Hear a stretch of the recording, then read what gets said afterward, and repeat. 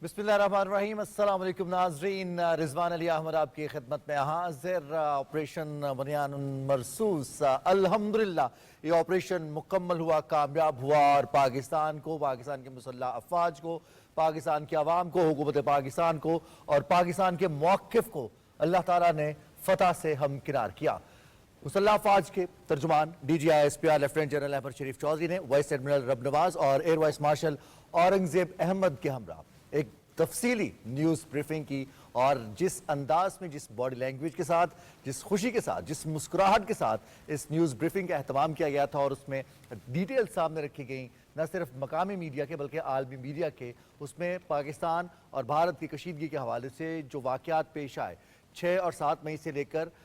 गुज़श्ता शाम जब seize fire हुआ है उस वक्त तक तमाम तर वाक़यात की तफसीलात और उसके इलेक्ट्रॉनिक सिग्नेचर्स के साथ, सबूतों के साथ DGI-SPR ने न्यूज़ ब्रीफिंग में डिटेल्स सामने रखी। पाकिस्तान ने किस तरह से भारत की जारियत का मुंह तोड़ जवाब दिया है, पाकिस्तान को किस तरह से भारत ने कमज़ोर जानकर हमला करने की कोशिश की और पाकिस्तान की रेजिलियंस को कमज़ोरी समझा। लेकिन पाकिस्तान ने जो बताया था, जो कहा था कि हम जब अपने वक्त के मुताबिक अपने तय करदा मकाम पर हमला करेंगे तो भारतीय मीडिया को बताने की ज़रूरत नहीं होगी, किसी मीडिया को बताने की ज़रूरत नहीं होगी, दुनिया खुद बताएगी कि पाकिस्तान ने अपना हक अदा किया है। पाकिस्तान ने भारत के खिलाफ, भारत ने जो पाकिस्तान के खिलाफ कदम उठाया था उसका मुंह तोड़ जवाब दे दिया है। ट्रांसमिशन में हमें ज्वाइन करेंगे बाबर रहमत गौरसी जो कि तज्ज़ियाकार हैं, शहजाद घुमन साहब स्टूडियोज़ में मौजूद होंगे, जबकि डॉक्टर मुनव्वर हुसैन साहब वीडियो लिंक के जरिए हमारे साथ मौजूद होंगे।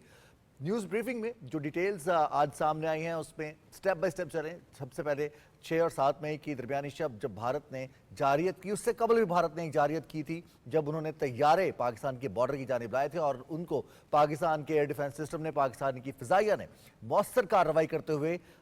वहीं से वापस लौटने पर मजबूर किया। ना सिर्फ मजबूर किया बल्कि उनको लाचार भी कर दिया था और उनका जो सिस्टम है वो जैम किया था। बाबर गौरसी, बहुत डिटेल्ड न्यूज़ ब्रीफिंग और कॉम्प्रिहेंसिव ब्रीफिंग और बॉडी लैंग्वेज जो थी ख़ास तौर पर वो इस कदर मुतमईन और फातिहाना बॉडी लैंग्वेज कि अल्हम्दुलिल्लाह हमें फ़तह मिली है और ये वो तवक्कुआत थी कौम की हमारी मुसल्लह अफवाज से और उन तवक्कुआत पर अल्हम्दुलिल्लाह पूरे भी उतरे हैं। बहुत शुक्रिया। और जितना हम कहते हैं कि खुदा का शुक्र अदा करें उतना ही कम है और इसमें बिल्कुल कोई शक नहीं है कि जो अल्लाह ने हमें फ़तह दी है बहुत कम होता है दुनिया में ऐसी फ़तह किसी को मिले।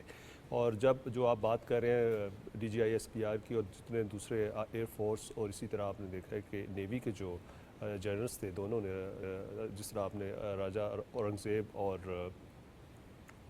रब नवाज और एयर मार्शल औरंगज़ेब की बात की तो वो भी DGI-SPR अहमद शरीफ चौधरी के साथ थे। लेकिन आप ये देखें कि पाकिस्तानी कौम का जज्बा देखें कि उन्होंने ये प्रेस ब्रीफिंग जो है वो पूरे पाकिस्तान में मुख्तलिफ स्क्रीन्स पर देखी और वहाँ आपने देखा है कि पहली दफ़ा आपने देखा है कि कौम आपको मुत्तहिद नज़र आई है। और इस तरह की अगर चीज़ें हों और कौम मुत्तहिद हो तो फिर हमारी मुसल्लह अफवाज जो है वो कैसे जंग हार सकती है और हम ऐसे मक्कार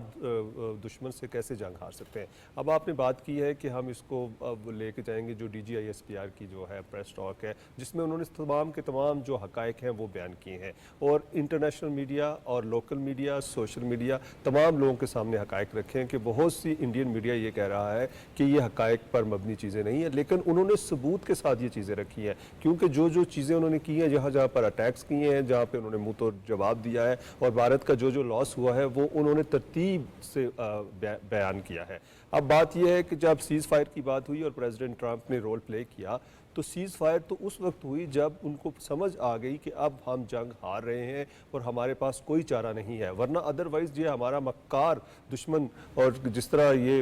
हम बात करते हैं कि ये कैसे हो सकता है कि वो स्टेप बैक जाता और कहता कि जी मैं जंग बंदी का ऐलान नहीं करता। लेकिन आप ये देखें कि जब उनको पता चल गया कि पाकिस्तान की मुसल्लह अफवाज जो है बेहतरीन अफवाज है और उन्होंने ऐसा जवाब दिया है कि उनको समझ आ गई और आपने देखा कि उन्होंने 26 ठिकानों की जो है वो वीडियोज़ भी जारी की और उनको बताया कि यहाँ पर हमने उनकी तनसीबात पर उनका S-400 सिस्टम, इसके अलावा कैटेगोरिकली इस वजह से DGI-SPR ने कहा कि पाकिस्तान ने सीज फायर की ना तो दरखास्त दी थी और ना ही पाकिस्तान ने इस ख्वाहिश का इजहार किया था, लेकिन चूंकि पाकिस्तान के लिए अमन पाकिस्तान की ख्वाहिश भी है, पाकिस्तान चाहता है कि अमन रहे खित्ते में भी, दुनिया में भी। इसलिए पाकिस्तान ने सीज फायर के हवाले से जो पेशकश थी उसको पाकिस्तान ने कबूल किया है, उसको पाकिस्तान ने एक्सेप्ट किया है।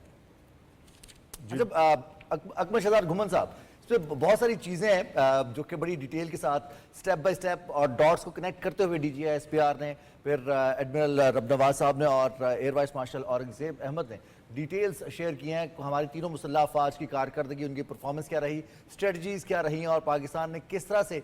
भारत के इस कार्रवाई के हवाले से स्ट्रेटजी बनाई, फिर उसके बाद जो पेशेंस का मुजाहरा किया और भारत को जो जवाब दिया वो इस कदर मौसर था, और फिर उसके साथ ये पैगाम भी दिया कि अब अगर दोबारा जारियत की गई तो इससे ज़्यादा ख़तरनाक, इससे ज़्यादा मुहलक जवाब दिया जाएगा। यहाँ पर अगर बात की जाए, DGI-SPR ने शुक्रिया अदा किया वज़ीर-ए-आज़म मोहम्मद शहबाज शरीफ का, काबीना का, मुश्किल फ़ैसलों के हवाले से। वाक़ईतन बहुत मुश्किल फ़ैसले थे, सब्र आज़मा फ़ैसले थे, और उन फैसलों तक पहुँचना, फिर उनको एग्जीक्यूट करना यकीनी तौर पर बहुत नाजुक सूरत हाल रही। रिजवान साहब, ये गो के चंद दिनों का कॉम्बैक्ट है, लेकिन इतने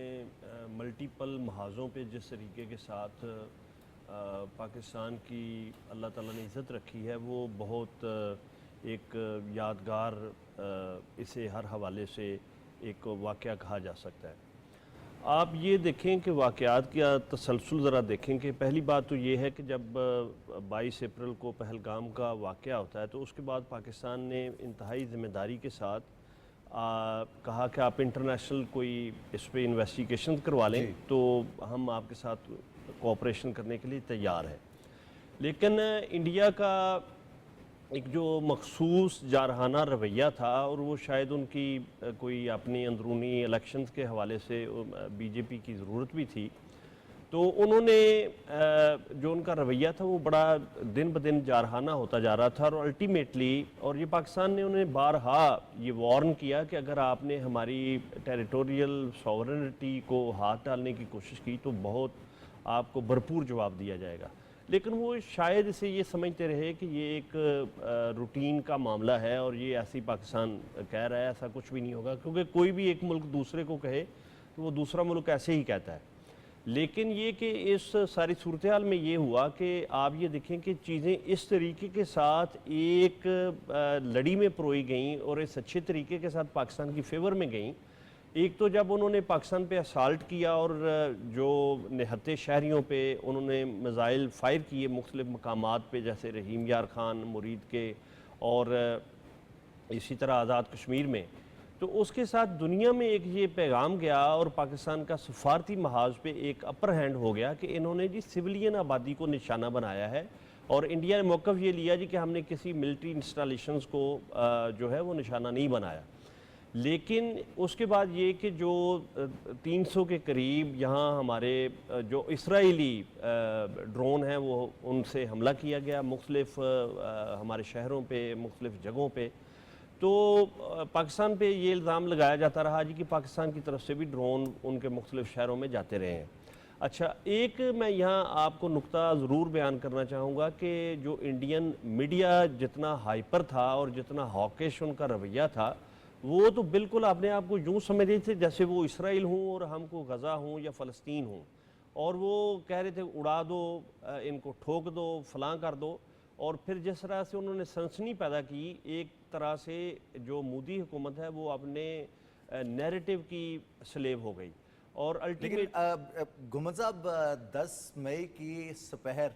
4:30 के बाद से उसी भारतीय मीडिया को, उसी गोदी मीडिया को साम सूंघा हुआ है। मैं वही उसी बात पे आ रहा था कि आप ये देखें कि जब उन्होंने अटैक किया पाकिस्तान पे, तो जो एक आप ये देखें कि हमारे ऊपर ब्लेसिंग हुई, और जो हमारे जो शाहीन हैं इन्होंने जिस तरीके के साथ ना तो लाइन ऑफ कंट्रोल क्रॉस की, ना इंटरनेशनल बॉर्डर क्रॉस किया, और उनके 5 वो तैयारे जिन पे वो उन्होंने नारियल और मिर्ची और नींबू निचोड़ के और उस पर उनके जो मुख्तलिफ ज़ोमा हैं उन्होंने उसका राफेल का इफ्तिताह किया था। और उसके बारे में आप टेक्निकली जो आपको बताएंगे जो लोग भी हवाबाजी और जो अस्करी अमूर के माहिर हैं कि राफेल बहुत सुपरसोनिक वो तैयारा है फ्रांस का बना हुआ, लेकिन ये कि एक तो हमारे जो पायलट्स हैं उनकी महारत, और फिर ये कि जो हमारे जो JF थंडर हैं उनसे ऐसा जवाब दिया गया कि उनके 5 तैयारे तबाह हुए, जिसको आज तक वो इंडियन नहीं मान रहे। लेकिन कल उनके जो एक भारतीय हैं एयर मार्शल, वो माने कि जी कॉम्बैक्ट में फिर नुकसान भी तो हो ही जाते हैं। लेकिन जो ही ये हमला वो हुआ तो वहाँ जो इंडिया में मुख्तलिफ इंटरनेशनल नुमाइंदे हैं, जिस तरह के रात को अहमद शरीफ चौधरी साहब ने DG ISPR ने मुख्तलिफ क्लिप्स दिखाए, और मैंने तो जिस ये रात इंसिडेंट हुआ मैंने उसी सुबह रियाज मसरूर की BBC पे रिपोर्ट देखी। उन्होंने 3 जगहों की निशानदेही की, एक तैयारे के तो मलबे पे वो खड़े होकर उन्होंने रिपोर्ट किया। तो वो उससे थोड़ा सा ये पाकिस्तानियों के यहाँ एक ये तासुर था, पाकिस्तान के जो सियासी और अस्करी क़यादत है वहाँ और आवाम में भी, कि जी अगर यहाँ भी मामला ख़त्म हो जाए तो ठीक है, बस हमने भी उनके 5 तैयारे गिरा लिए हैं तो हमारा भी नुकसान हुआ है, उन्होंने गो के वायलेशन किए, लेकिन हमने उन्हें बहुत तसल्ली बख्श जवाब दिया। लेकिन मैं आपको इससे लिंक करूँगा कि जब 98 में पोखरान में उन्होंने एटमी हमले किए थे तो उस वक्त भी उनका रवैया यही था कि उड़ा दो, ठोक दो, इन पाकिस्तान क्या है, इसकी क्या हैसियत है, ये मुल्क कितना सा है और हम इतने बड़े हैं। उन्होंने फिर ये जो पाकिस्तान को, और फिर उन्होंने हमारी जो नूर खां एयरबेस है और दूसरे 2 मुख्तलिफ जगहों पे हमारी इंस्टॉलेशंस को उन्होंने नुकसान पहुँचाने की कोशिश की। और एक उन्होंने ये किया कि जो DG ISPR ने जिस रात हमने उन पे असाल्ट किया तो आपने देख, और ये हमने असाल्ट नहीं किया, हमने दिफाई तौर पे किया, हमने दिफा किया था अपना। जी। और उस वक्त तक सफारती जो कोशिशें थी मुख्तलिफ ममालिक की तरफ से वो जारी हो चुकी थी, वो उनका आगाज़ हो चुका था। जैसा कि हमारे वज़ीर ख़ारजा इसहाक़ डार साहब ने कहा कि 30 के करीब मुल्कों ने इस सारे जो डिप्लोमेटिक जो कोशिशें हैं इनमें हिस्सा डाला और कई ममालिक के लोग इसमें शामिल थे। जी। अच्छा, वो ये हुआ कि जब पाकिस्तान ने उन पे एक, और जिस तरह अहमद शरीफ चौधरी साहब ने रात गए, उन्होंने कहा था, किसी ने वो सवाल किया जो मुख्तसर प्रेस कॉन्फ्रेंस थी, तो उन्होंने कहा कि जब हम करेंगे कुछ तो फिर वो सिर्फ इंडिया को या हमें बताने की ज़रूरत नहीं होगी, उसको पूरी दुनिया सुनेगी और पूरी दुनिया रिपोर्ट करेगी। और फिर वैसा ही हुआ। आप एक बात जहन में रखें रिजवान साहब कि ये इंडिया जो था वो इस तरह का हमला उसको एक्सपेक्ट नहीं कर रहा था और इतना वो लीथल हुआ। उससे पहले मैं एक बात जिसमें मैं मिस कर गया वो ये कि जब उन्होंने वो मिज़ाइल थे वो भारत में उन्होंने जो वहाँ की सिख आबादी है उसको निशाना बनाने की कोशिश की कि वहाँ चूँकि आप जानते हैं कि पाकिस्तान के जो मुक़द्दस मकामात हैं सिखों के, वो इंडिया के सिख ख़ास अक़ीदत रखते हैं पाकिस्तान से, तो उन्होंने वहाँ की आबादी को खड़ा करने की कोशिश की, लेकिन ये कि उसमें भी वो नाकाम हुए। और जब पाकिस्तान ने वहाँ हमले किए तो वो एक लाउड क्लियर और बिल्कुल मैयड मैसेज चला गया कि ये है आपको जवाब जो आप बड़े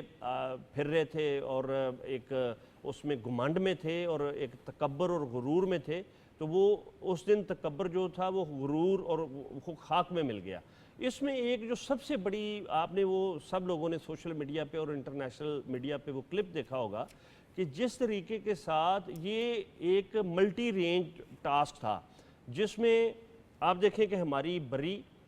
बहरी फ़ौज ने ये किया कि उनको बिल्कुल दुश्मन को ये जुर्रत नहीं हुई कि वो कराची की तरफ मुंह भी करें। और अगर आपको याद हो कि जिस तरीके के साथ वो मीडिया पे वावेला कर रहे थे, जी कराची को ये कर दिया, कराची पोर्ट को फलां कर दिया। अच्छा, तीसरा गुमन साहब उन्होंने तो इस्लामाबाद के भी जज़ायर बना दिए। कल भी हम बात कर रहे थे कि इस्लामाबाद के जज़ायर बना दिए उन्होंने, लाहौर में वो साहिल तक पहुंच गए थे और कराची के हवाले से तो उनकी अपनी गुफ्तगू थी। बहरहाल ये क्या सराहियत थी उनकी और वो सिर्फ हिजान में मुब्तला करना चाहते थे अपने लोगों को।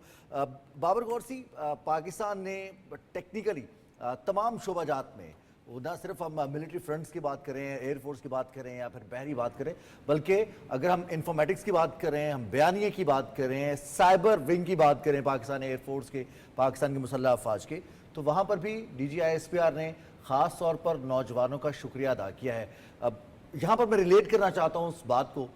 जब कुछ हफ्ते पहले पाकिस्तान में ओवरसीज़ कॉन्फ्रेंस का इनेकाद किया गया था और पहली ओवरसीज़ कॉन्फ्रेंस थी। Army chief general Syed Asim Munir ने उस कॉन्फ्रेंस से खिताब करते हुए बड़ा वाज़ेह और दो टोक अल्फाज में कहा था कि पाकिस्तान के हवाले से बहुत सारे लोग ये बात करते हैं ब्रेन ड्रेन के हवाले से, ब्रेन ड्रेन नहीं ब्रेन गेन है, और पाकिस्तान ने उस ब्रेन गेन का अमली मुजाहरा 10 मई को किया, जब भारत में 70% साइबर कंट्रोल पाकिस्तान के पास था। बिजली बंद थी, उनके दिफाई निज़ाम मफलूज हो चुका था और उनकी बहुत सारी वेबसाइट्स पाकिस्तानी नौजवानों के हाथ में थी। बाबर गौरसी, पाकिस्तान ने अपनी सुपरमेसी यहाँ पर शो किया, भारत को खित्ते में तवाज़ुन बिगाड़ने की जो कोशिश थी, पाकिस्तान की मुसल्लह अफवाज ने कौम की हिमायत से साबित कर दिया।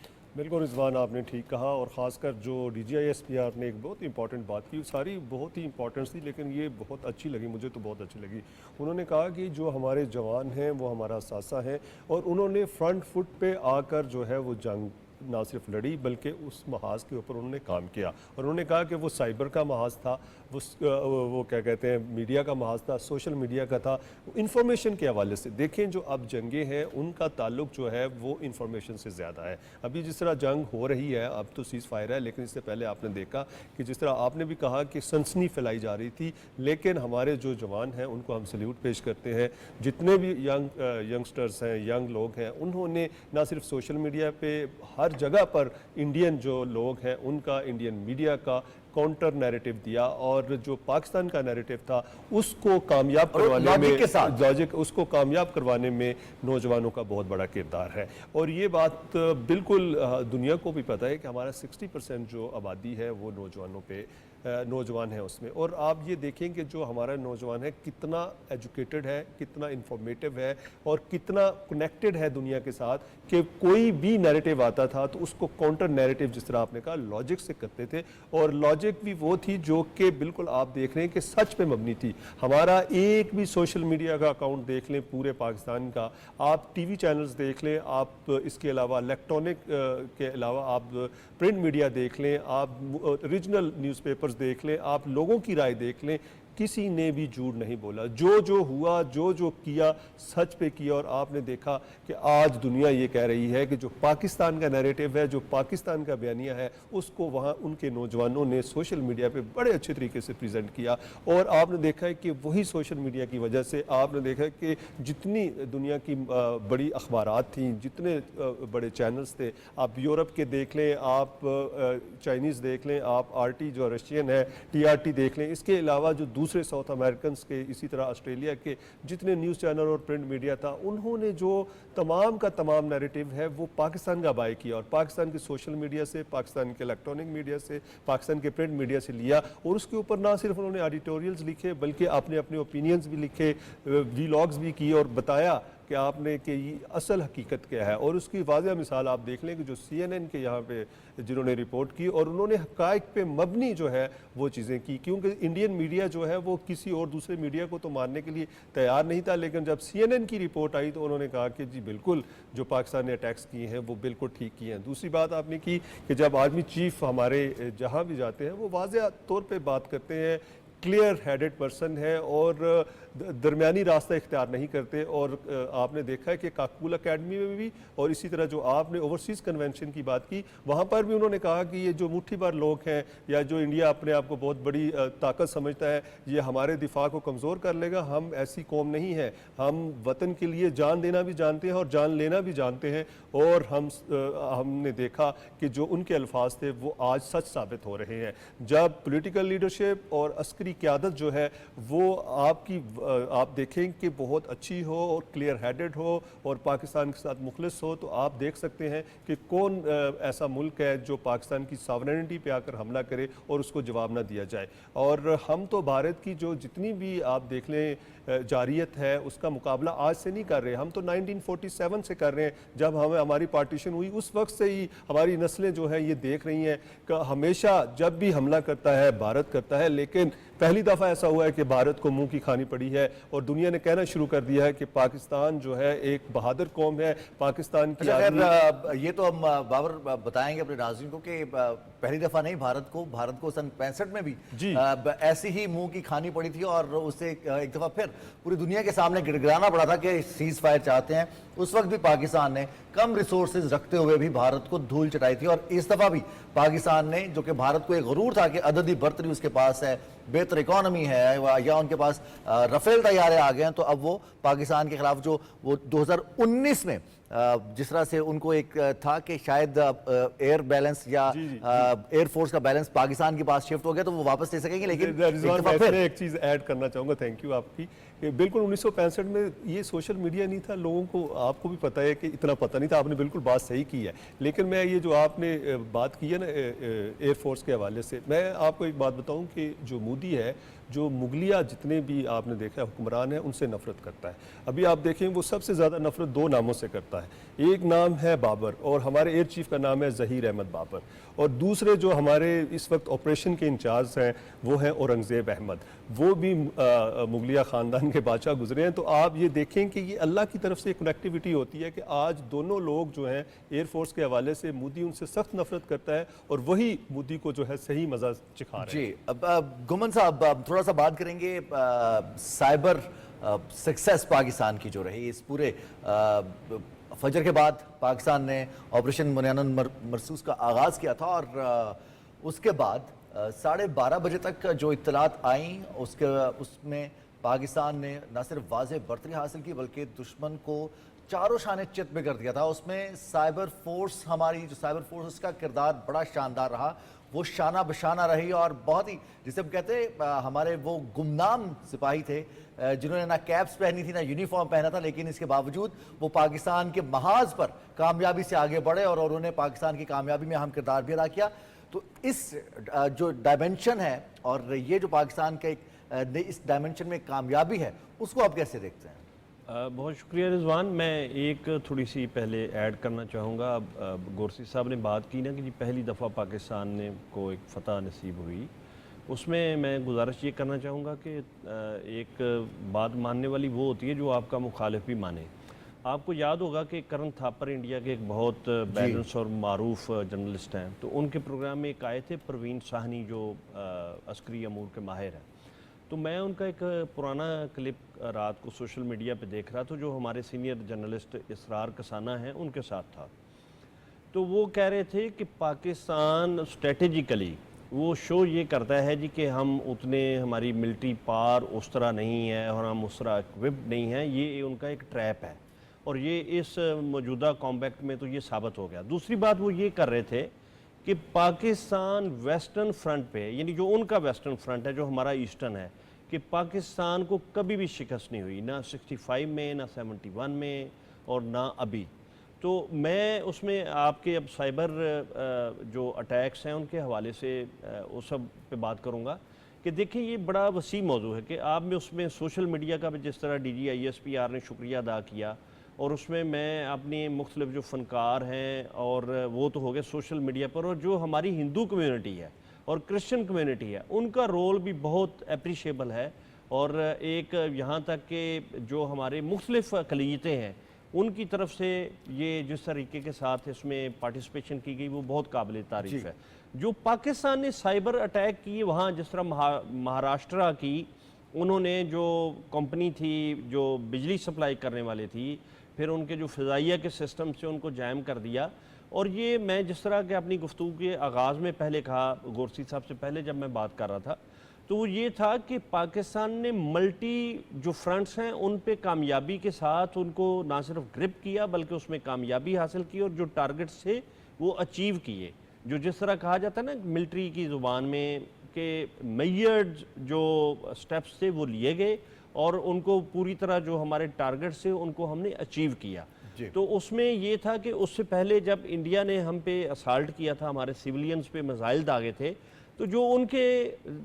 तैयारों को जाम करके हमने फेंका, जिसमें राफेल भी शामिल था, और पाकिस्तान ने इंटरनेशनल बॉर्डर या LOC को क्रॉस किए बगैर उनके तैयारों को जाम किया और उनको एक ऐसा मज़ा सिखाया जैम करके कि वही सिलसिला आपको तब नज़र आया जब पाकिस्तान ने वहाँ की एयर स्ट्राइक्स की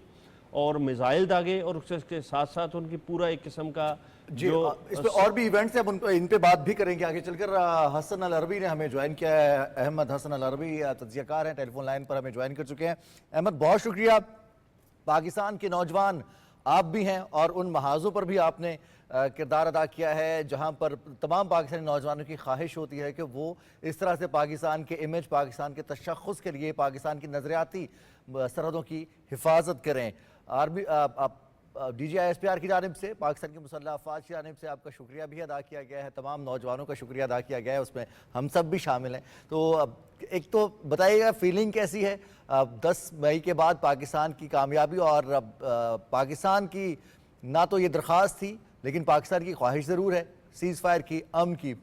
कैसे देखते हैं आप इस तमाम तर सूरत हाल को? जी बहुत शुक्रिया। देखें, असल जो खिराज तहसीन और सल्यूट तो उन सोल्जर्स को है जो बॉर्डर पे अभी से नहीं, अब हम तो अब गए शोज में और हमने टेलीविजन के ऊपर इंफॉर्मेशन वॉरफेयर का वो जो भी मामला था, लेकिन पिछले 70 साल से जो बॉर्डर्स के ऊपर खड़े हैं जवान, जो अपना फर्ज समझ के अपनी जान देते हैं, जो हमारी पूरे पाकिस्तान की, न सिर्फ पाकिस्तान की बल्कि एक तरह से ये जो कॉन्फ्लिक्ट हुआ, it was not Pakistan versus India, it was basically India versus Islam. और पूरी उम्मत, मुसलमान उम्मत पाकिस्तान के पीछे, वो टर्किश थिंक टैंक्स ने जिस तरीके से उन्होंने कहा कि ये पाकिस्तान जो है ये पूरे आलम इस्लाम की नुमाइंदगी कर रहा है और हम कभी भी इस जंग में पाकिस्तान को अकेला नहीं छोड़ेंगे। और जिस तरह गजा के मुसलमानों ने कहा कि हम इसराइल से लड़ रहे हैं, हम लड़ते रहेंगे, लेकिन इस वक्त आप पाकिस्तान के लिए दुआ करें क्योंकि वो आखिरी चट्टान है इस्लाम की। तो वो फौजी, वो हमारी फौज जो इस वक्त बॉर्डर्स के ऊपर अभी भी, आज भी जो बॉर्डर्स के ऊपर खड़े पाकिस्तान का दिफा कर रहे हैं, असल खिराज तहसीन और असल सल्यूट उनको है। और हम इंफॉर्मेशन वॉरफेयर में उनकी पुश्त महफूज कर रहे हैं और वो इंशाल्लाह अल्लाह ने जब तक लिखा है वो हम करते रहेंगे। जहाँ तक इस जंग की बात है, ये जो फेस ऑफ हुआ है बिटवीन पाकिस्तान एंड इंडिया, ये आखिरी जो हमारी बाकायदा तौर पे इंटरनेशनल बॉर्डर के ऊपर जो लड़ाई इस तरीके से हुई थी, दैट वाज इन 71, और उसके काफी सालों, दिहाइयों के बाद ये फेस ऑफ हुआ। और इसमें जिस तरीके से जो पाकिस्तानी अवाम की, पाकिस्तान की कौम के जज्बातों की रिफ्लेक्शन, जो रहनुमाई और तर्जुमानी सबसे पहले इंफॉर्मेशन वॉरफेयर के अंदर, फिर डिप्लोमेटिक वॉरफेयर के अंदर और फिर काइनेटिक वॉरफेयर के अंदर की हुई है, उससे हर पाकिस्तानी का दिल अल्हम्दुलिल्लाह दिल ठंडा है और खुशी की एक लहर है कि जिस एग्रेसिवली हमने इनको डील किया। हमने पहले बहुत अरसे के बाद इंडिया को उसी जुबान में जवाब दिया जो जुबान वो समझते हैं। हमने अपने दुश्मन को हर महाज के ऊपर ना सिर्फ हराया बल्कि जलील भी किया, रुस्वा भी किया। और ये दिस फीलिंग इन इटसेल्फ, ये एक सेटिस्फेक्शन की, एक ग्रेटिट्यूड की फीलिंग है कि अल्लाह ताला ने कर,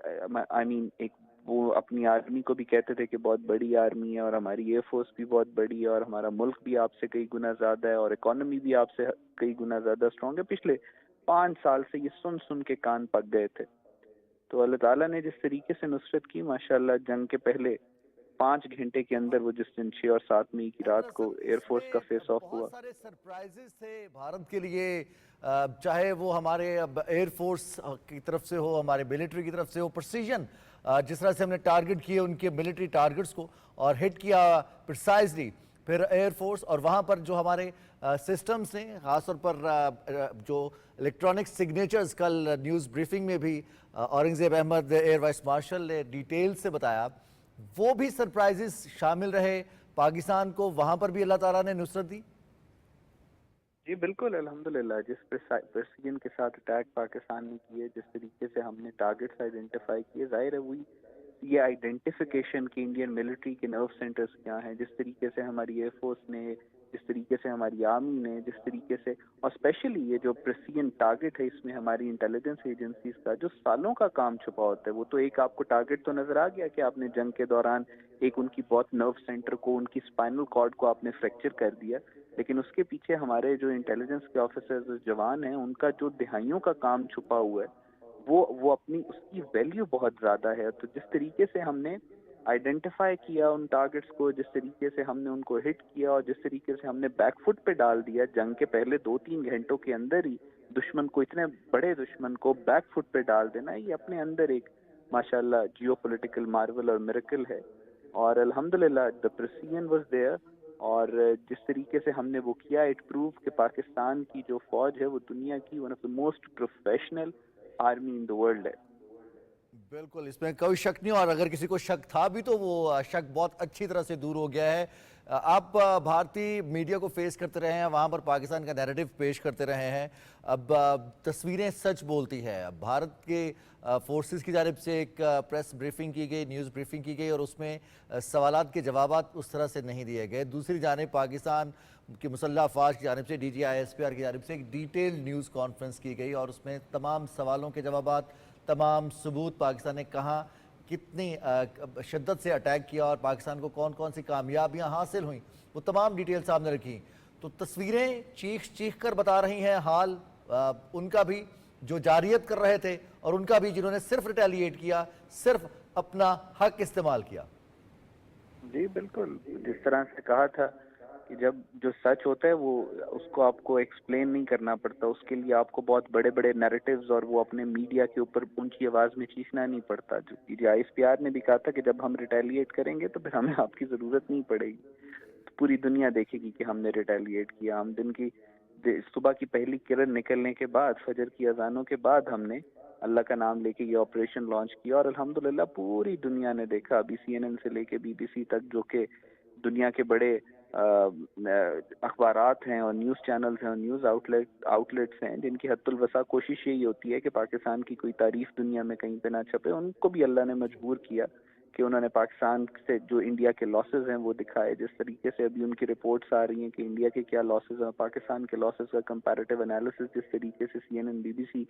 ग्लोबल न्यूज़ आउटलेट्स कर रहे हैं, इट प्रूव्स अल्हम्दुलिल्लाह कि पाकिस्तान की कैपेबिलिटी क्या थी ड्यूरिंग दिस कॉन्फ्लिक्ट, और आने वाले दौर के लिए तसल्ली से पाकिस्तान ने अपनी अल्हम्दुलिल्लाह जो डोमिनेंस है और सुपीरियॉरिटी है वो एस्टैब्लिश कर दी है। जी बिल्कुल। अहमद हसन अरबी, आप हमारे साथ रहिएगा। स्टूडियोज़ में हमारे साथ बाबर गौरसी और अकमल शहजाद गुमन साहब भी मौजूद हैं। बाबर गौरसी, जो जिस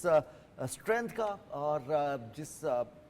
ये कहें कि कन्विक्शन का मुजाहरा किया था उस अपनी मुख्तसर न्यूज़ ब्रीफिंग में, जब पाकिस्तान ने 10 मई को आगाज़ किया था भारत के ख़िलाफ़, तो पाकिस्तान के DGI-SPR के उस अज़्म ने तर्जुमानी की पूरी कौम के जज्बात की। गो के कौम उस रात जब मिसाइल आए तो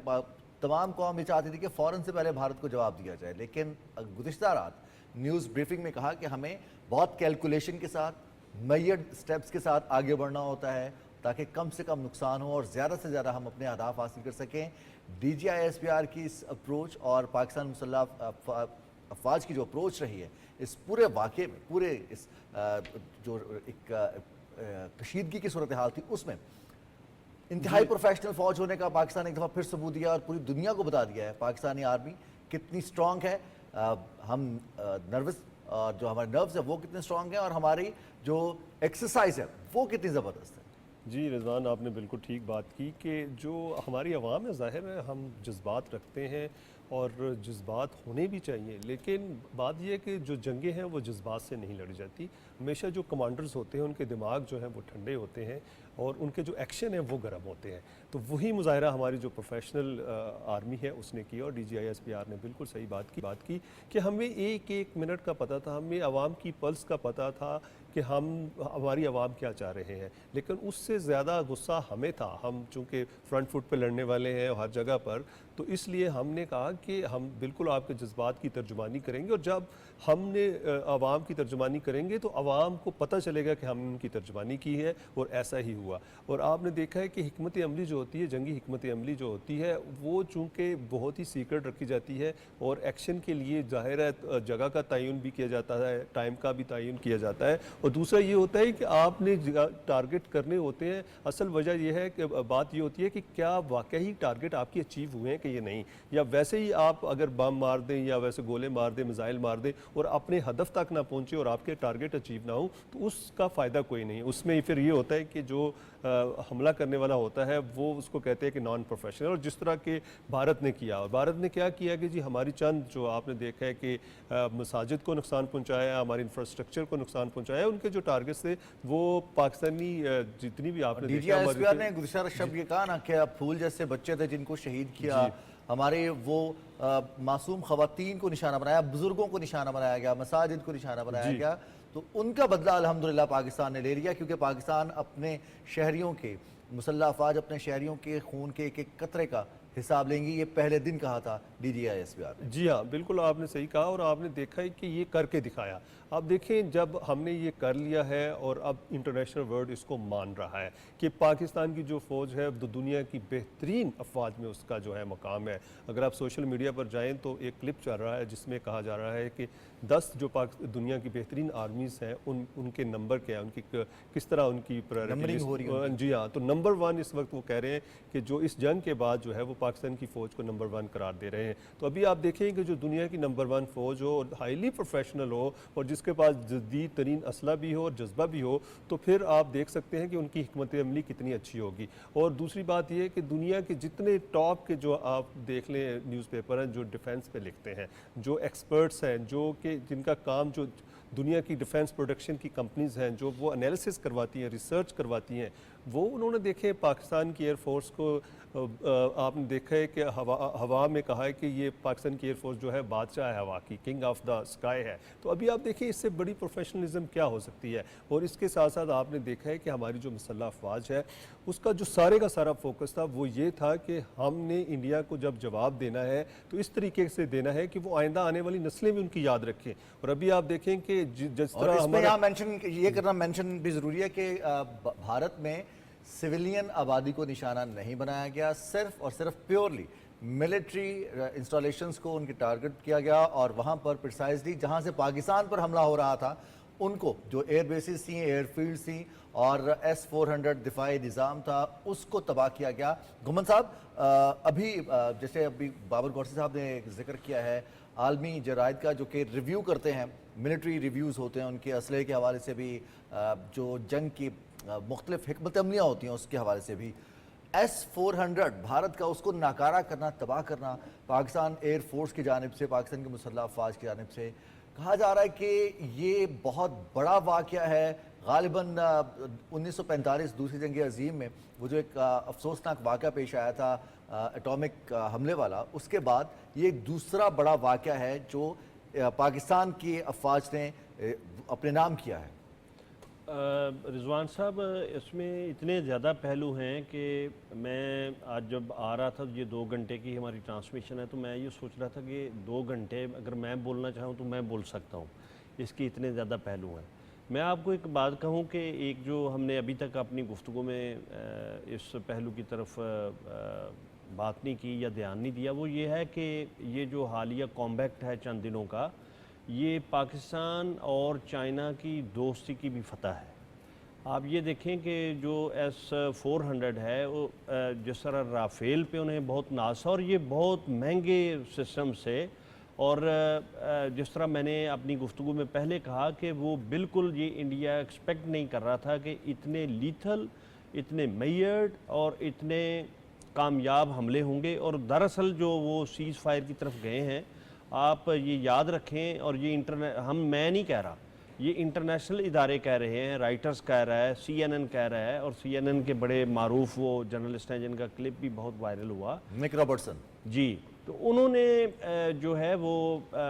अमेरिका से रब्ता किया, और जो जिस तरह हमारे वज़ीर ख़ारजा ने कहा,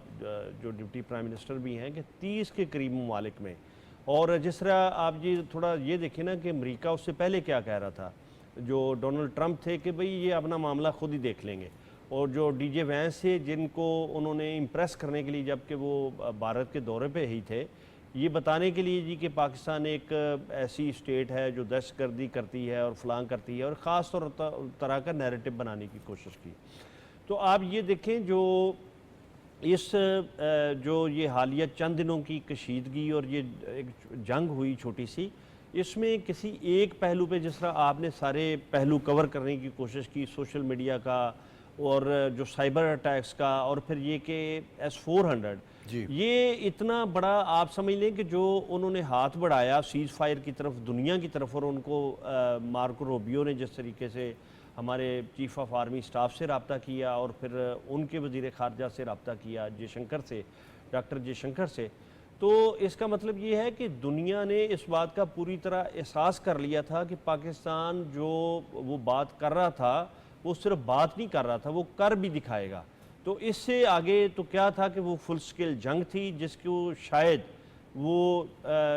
जंग तो कोई अच्छी बात नहीं होती कि जिसको इसीलिए तो पाकिस्तान अमन का हामी है, लेकिन ये कि आप अगर एक बंदे को बिल्कुल दीवार के साथ लगा दें और इसी तरह बंदा तो कुजा आप किसी मुल्क को भी दीवार के साथ लगाएं, तो वो ये किसी तरह भी एक सॉवरन स्टेट के लिए और एक ऐसी कौम के लिए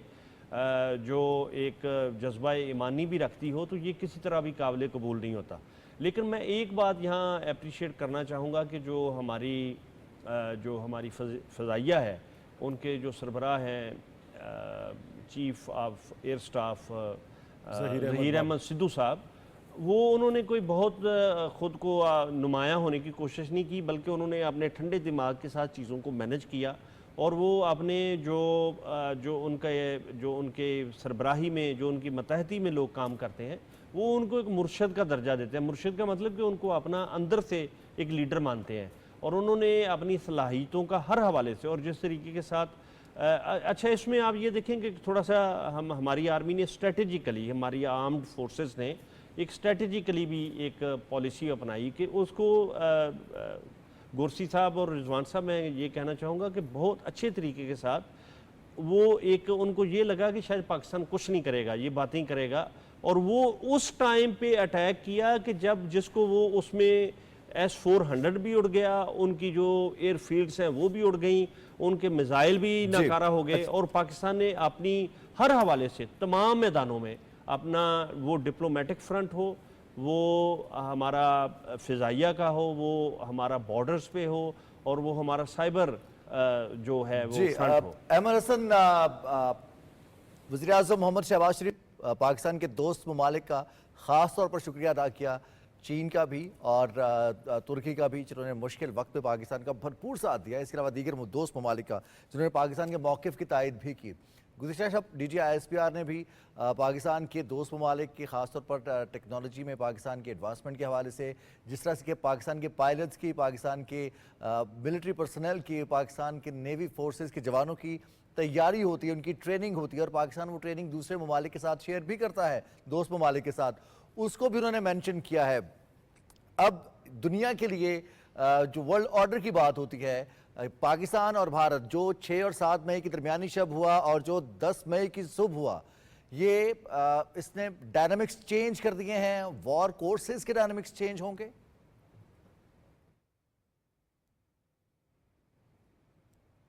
अहमद हसन हमारे साथ होंगे, उनसे बात करेंगे। तो बाबर गौसी, डायनामिक्स चेंज हुए हैं वॉर कोर्सेज के? अब देखिए, डायनामिक्स तो पाकिस्तान ने चेंज कर दिए हैं। वो इसलिए चेंज कर दिए हैं कि हमेशा कहा जाता है कि जी इस वक्त जो जंगें होती हैं वो स्ट्रेटजी पे लड़ी जाती हैं और उसके क्या डायनामिक्स होंगे वो आने वाला वक्त बताएगा। लेकिन अभी आप देखें कि इस वक्त जो पाकिस्तान ने अपनी भरपूर सलाहियतों का जो लोहा बनवाया है, उसकी मिसाल कहीं नहीं मिलती। अभी आप देखें कि जिस तरह हम ज़्यादा फोकस कर रहे हैं आज DGISPR की कॉन्फ्रेंस पे, तो उन्होंने एक और भी आज मुझे बहुत अच्छा लगा इसको सुन के, उन्होंने कहा कि हम तमाम नौजवानों के साथ साथ तमाम पॉलिटिकल पार्टीज़, जितनी भी पॉलिटिकल पार्टीज़ हैं अक्रॉस दी बोर्ड, कि उनका आपस में जो भी पॉलिटिकल पार्टीज़ के इख्तलाफात हैं, लेकिन जंग में उन्होंने भरपूर साथ दिया और हमारा पीछे बिल्कुल रह कर दिफा किया। अभी आप देखें कि इंडिया हमेशा हमारे ऊपर एक ही बात करता था कि पाकिस्तान में पॉलिटिकल इंस्टेबिलिटी है, अगर इस टाइम पे हम वो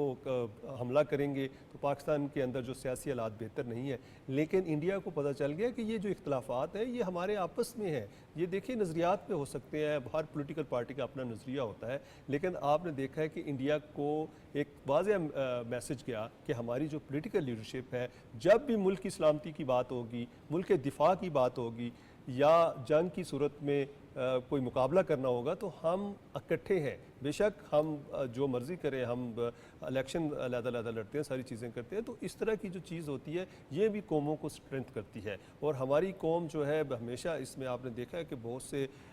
इंटरनेशनल लोगों ने पाकिस्तान को डिवाइड करने की कोशिश की, वहाँ यहाँ पे स्पॉन्सर्ड चीज़ें की गई, लेकिन इस